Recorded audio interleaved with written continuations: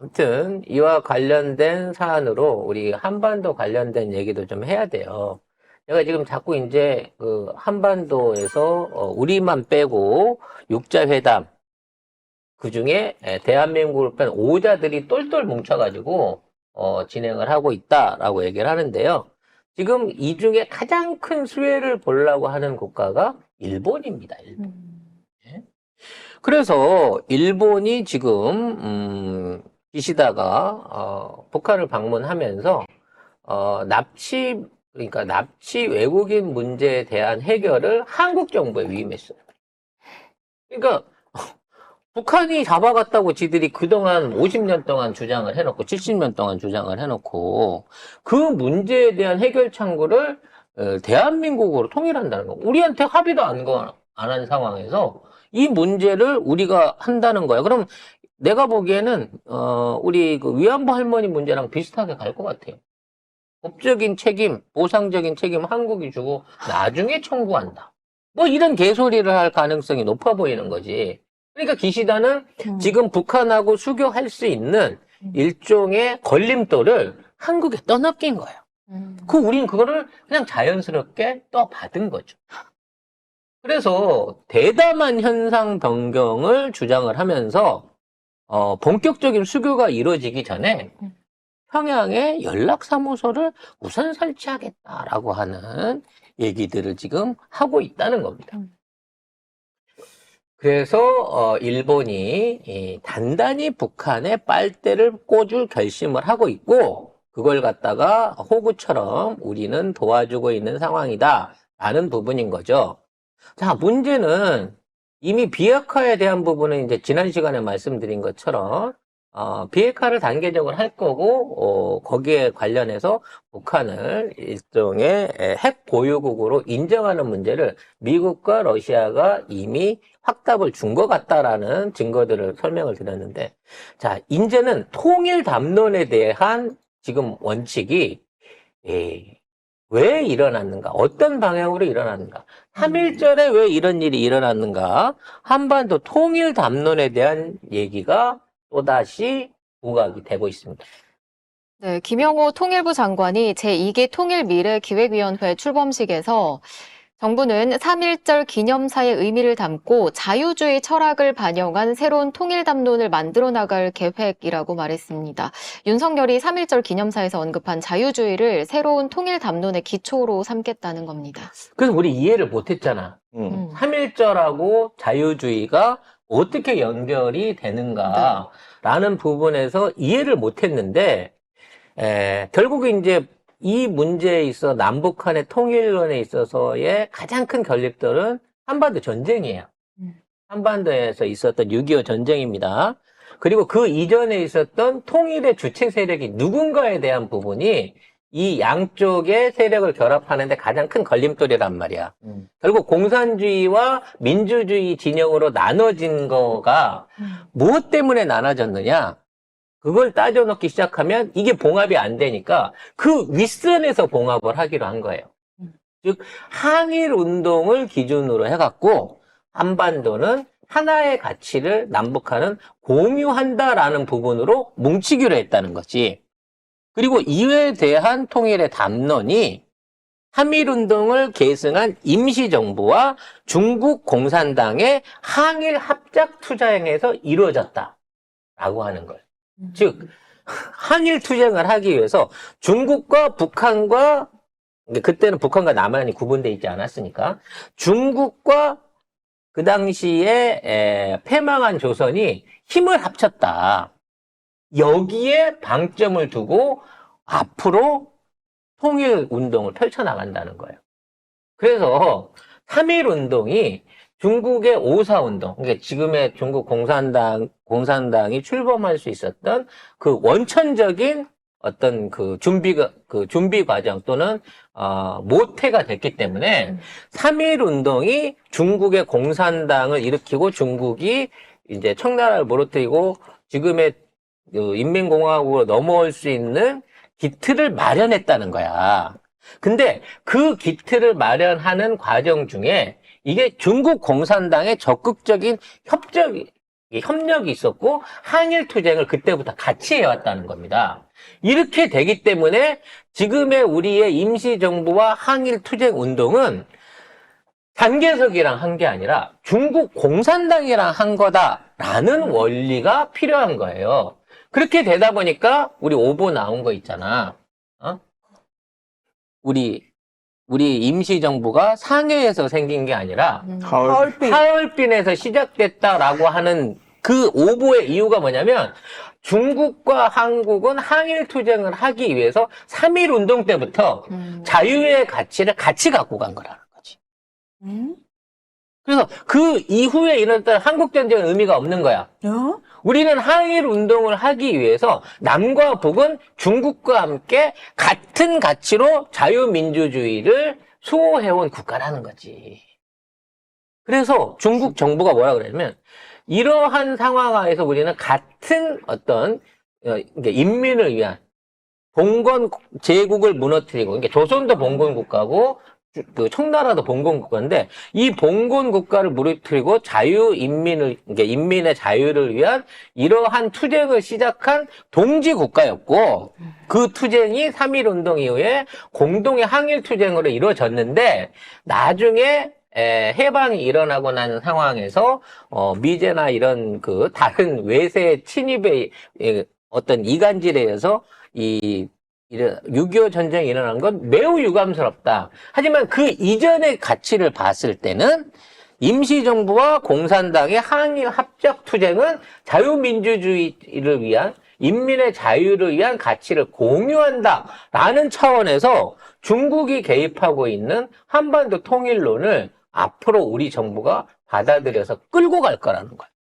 아니, 근데 항일운동하고 자유민주주의 체제하고는 다른 내용인데. 항일 운동 자체가 항일도 항일이지만 봉건 국가 안에서 어떤 그 억압받았던 왕조를 물리치고 그 사람들을 인민들의 인권과 자유를 만들어내기 위한 투쟁의 시작이었다는 쪽으로 이거를 몰고 가겠다는 거예요. 그러면 친일파들은 숙청을 해야죠. 당연하죠.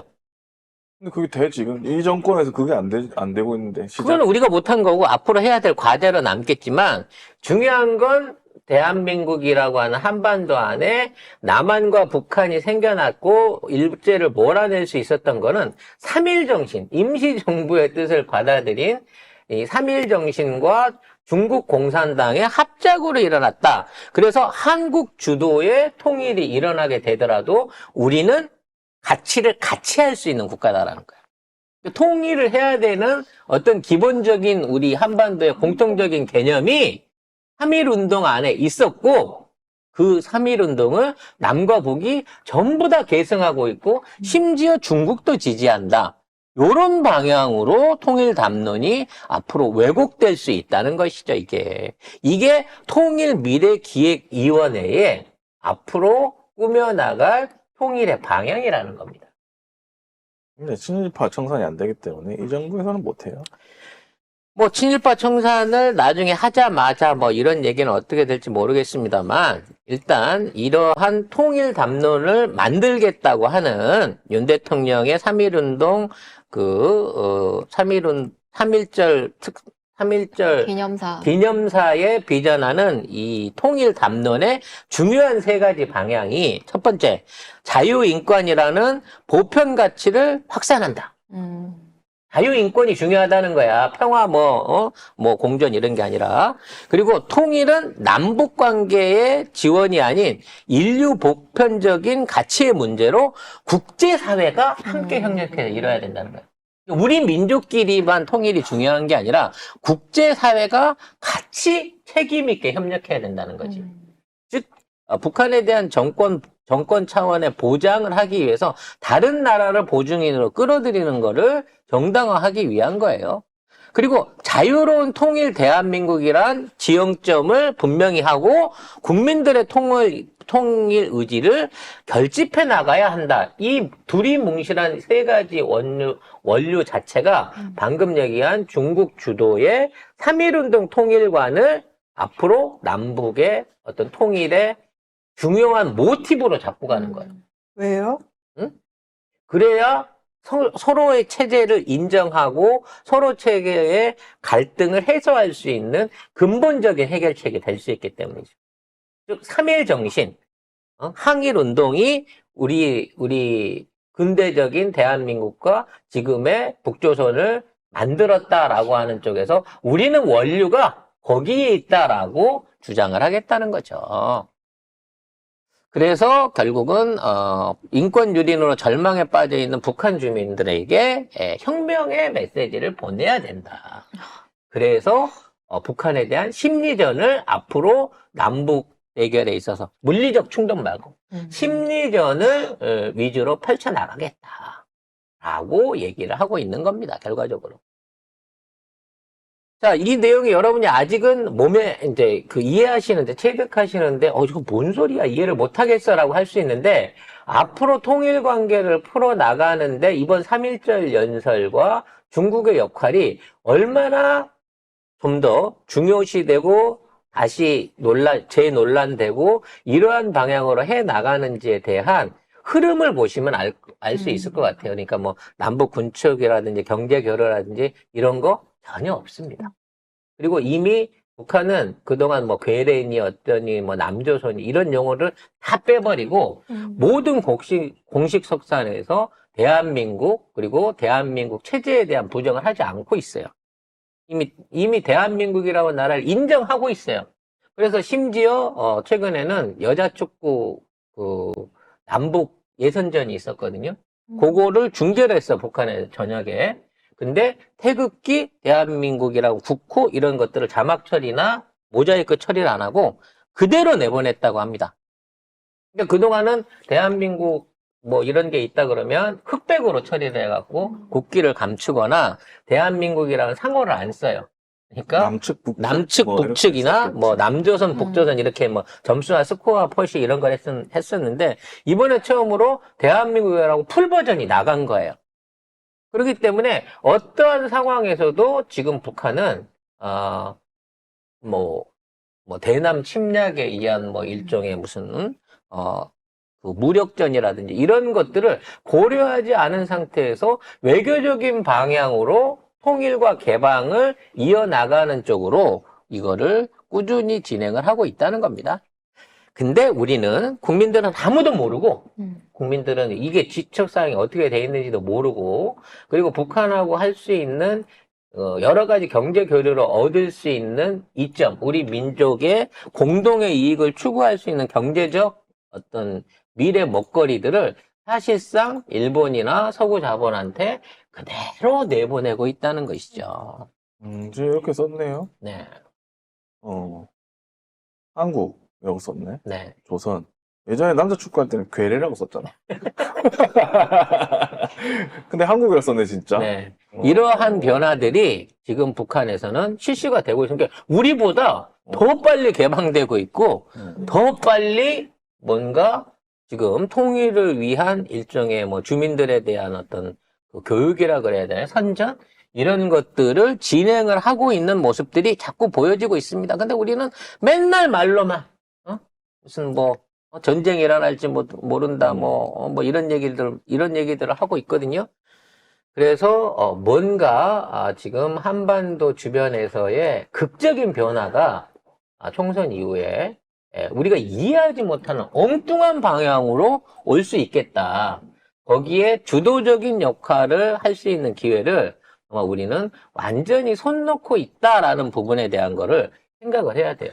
이제 앞으로 대한민국의 경제, 대한민국의 어떤 외교, 모든 것들의 행방은요, 이제 남북한 정책이 어느 쪽에 가느냐가 이게 제일 중요합니다. 그러니까, 뭐 쉽게 말해서, 무슨 삼성전자가 갑자기 뭐 새로운 반도체를 갖고 수출을 많이 한다고 해서 대한민국 경제가 확 달라지지 않아요. 삼성 주가는 오를지 모르지만. 하지만 남북한이 통일 교류를 하게 되고 우리가 유럽 철도 대륙을 연결할 수 있는 철도를 이용할 수 있게 되고 거기에 대한 산업 진출이라든지 투자를 유치할 수 있게 된다고 하면 이거는 진짜 통일 이후에 통일 경제에서 얻을 수 있는 수익은 지금 우리가 해왔던 경제 성장의 수십 배 이상의 규모를 얻어낼 수 있는 어마어마한 시장과 몫이거든요. 저는 그걸 놓쳐서는 안 된다고 보는 거야. 천공이 말하는 대로 되는 거냐고. 아니죠. 천공은 통일이고. 예, 천공은 남북 간의 긴장을 조성해가지고 극적으로 어떤 대화를 끌어나가야 된다는 거고, 지금 가고 있는 거는요, 우리가 완전히 빠진 상태에서 그러니까 북핵의 무력화, 비핵화를 위해서 전부 다 대한민국 양보만 하고, 북한의 요구를 오자 국가들이, 우리 육자회담을 하는 오자 국가들이 다 지네들끼리의 입속을 차려가면서 진행하는 방향으로 가고 있고, 우리는 우물한 개구리처럼 또는 완전히 소외받은 왕따처럼 이와 같은 협상과 미래에 끼어들 수가 없는 방향으로 가고 있다는 거예요. 일주일 전에 제가 비슷한 얘기 드렸습니다. 한반도 H자형 산업도로 연결이 준비 중이다. 그와 관한 진척이 빨리 일어날 것 같다 했는데, 실제로 이 주초에 방송에서 그 얘기들이 나오기 시작하더라고요. 도대체 국민들의 눈을 정치 안에 다 매몰시켜 놓고, 그냥 이재명 때리기만 하고 있는 지금 이 대한민국 정부는 할 줄 아는 게 뭐냐 싶은 거야. 경제 망치고 지금 물가 어려운 거, 그것도 심각한 문제이긴 하지만, 이 문제를 놓치게 되면 5,000년 한반도의 가장 큰 어떤 발전의 기회를 우리 스스로 포기하는 꼴이 되는 거예요. 그리고 그 떡을 일본이 집어먹으려고 저렇게 바짝 이빨을 세우고 덤벼들고 있다는 거야. 어쨌든 천공이 이렇게 얘기할 수 있겠네. 오빠 내가 통일된댔잖아. 그렇지.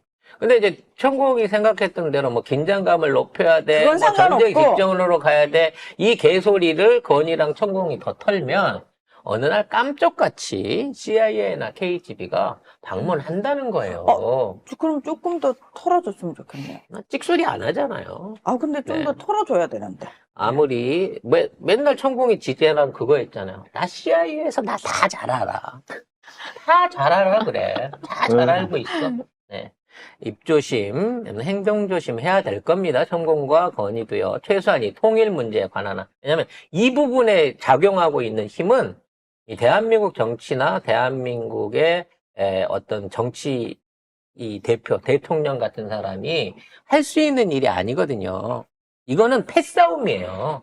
그동안 우리가 미국 손을 잡고 러시아 손을 잡고 중국하고 등거리를 유지하면서 일본을 왕따시키면서 북한을 마음대로 주물렀던 게 문재인 정부의 외교였다고 치면, 지금 우리는 오히려 일본한테 모든 헤게모니를 던져준 상태에서 러시아, 중국, 미국한테 전부 왕따를 당하고 있는 거예요. 그러다 보니까 그동안 있었던 뭐 무역 특혜나 관세에 대한 수혜나 그리고 막대했던 무역 흑자 이런 것들이 다 사라져 버린 거야. 이게 외교의 실패가 만들어낸 경제 위기라니까요. 이 부분을 되잡기 위해서라도 정말 주체적인 외교를 할 수 있는, 최소한 이런 걸 컨트롤할 수 있는 능력 있는 정부가 빨리 서야 됩니다. 사실상 이번 선거는 일본하고 싸우는 게 아닌 일본하고 싸우는 선거라는 점을 다시 한번 우리가 인식했으면 합니다. 이런 얘기 재미없다고 생각하실 분도 있을 수 있겠는데, 흔하게 들을 수 있는 정치 담론보다 대한민국과 한민족의 미래를 위해서 여러분이 꼭 아셔야 되는 얘기입니다. 송작가 TV에서 사실상 송작가 TV만 하고 있는 컨텐츠일 수도 있고 주장일 수도 있습니다만, 여러분들만큼이라도 이 내용을 알고 계시고 기억하고 계셔야만 우리가 더 이상의 퇴행, 정말 바보 같은 우물한 개구리에서 벗어날 수 있다는 점을 다시 한번 당부드립니다. 관심 많이 가져주세요.